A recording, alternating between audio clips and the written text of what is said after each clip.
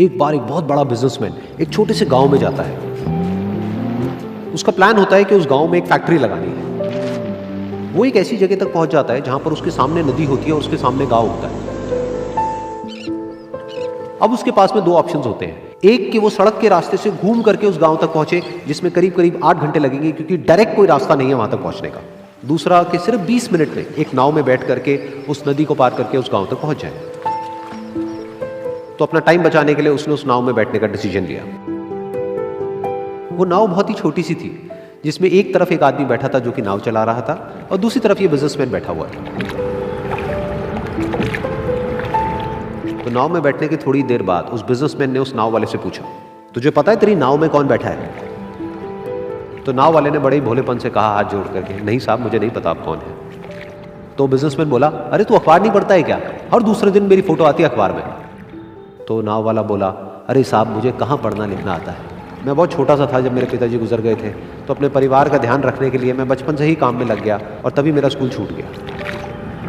ये सुन करके उस बिजनेसमैन ने उसका मजाक उड़ाते हुए उसको कहा, तुझे पढ़ना लिखना तक नहीं आता है, ऐसी जिंदगी का क्या फायदा? ये सुन करके उस नाव वाले को बुरा तो लगा लेकिन उसने कुछ नहीं कहा।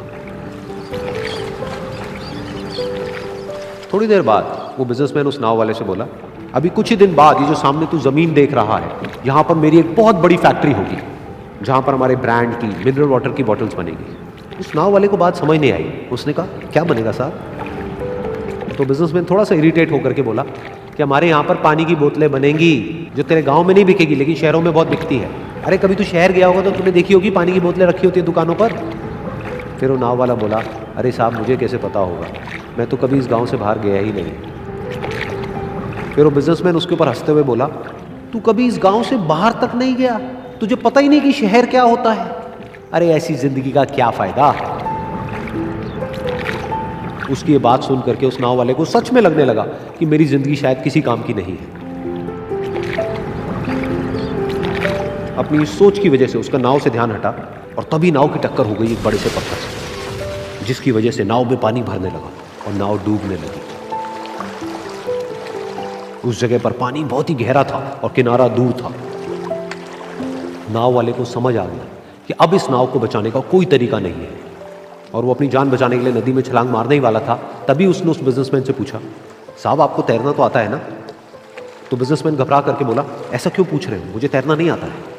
उसकी ये बात सुन करके नाव वाले को हंसी आ गई और वो बोला, अरे साहब आपको तैरना तक नहीं आता, ऐसी जिंदगी का क्या फायदा? ये सुन करके उस बिजनेसमैन को अपनी गलती का एहसास हुआ और वो हाथ जोड़ करके उस नाव वाले से बोला, तुम जो कहोगे मैं तुम्हें दूंगा, बस मेरी जान बचा लो। तो उस नाव वाले ने बोला, अरे साहब आप घबराओ नहीं, मुझे सिर्फ तैरना नहीं आता है, मुझे डूबते हुए लोगों को बचाना भी आता है। आप मुझे कस के पकड़ लो, मैं आपको कुछ नहीं होने दूंगा। और फिर उस नाव वाले ने ना सिर्फ अपनी बल्कि उस बिजनेसमैन की भी जान बचाई। तो इस कहानी से हम एक बहुत बड़ी सीख ले सकते हैं कि हमें जिंदगी में कभी भी किसी का भी मजाक नहीं उड़ाना चाहिए या उसको अपने से कम नहीं समझना चाहिए, क्योंकि हमें नहीं पता कि हमें कब, कहां, कैसे, किसकी जरूरत पड़ जाए।